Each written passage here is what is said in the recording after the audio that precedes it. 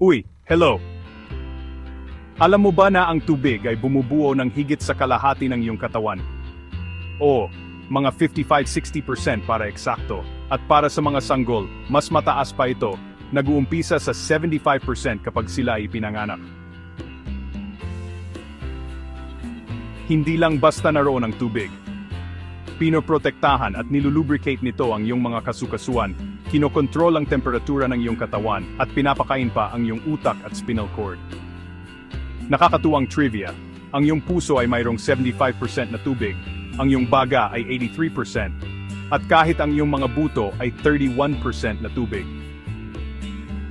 Pero heto ang bagay, nawawalan tayo ng 2-3 litro ng tubig araw-araw, dahil lang sa pamumuhay, sa pamamagitan ng pawis, ihi, paghinga, at pagdumi. Kaya, napakahalaga na palaging punan ito sa pamamagitan ng regular na pag-inom ng tubig para maiwasan ang dehydration. Kapag ikaw ay dehydrated, gumagana ang iyong utak at nagbibigay ng senyales sa iyong mga bato na magtipid ng tubig. Pero kung patuloy kang mawawala ng tubig nang hindi ito pinupunan, magsisimula kang makaramdam ng mababang enerhiya, pabago-bagong mood, tuyong balat, at maging mga problema sa pag-iisip. Maaring lumiit pa nga ang iyong utak pansamantala. Sa kabilang banda, mayroon ding tinatawag na sobrang tubig. Ang overhydration na madalas nakikita sa mga atleta ay maaring magpababa ng iyong electrolytes na nagiging sanhi ng pamamaga ng iyong mga cells.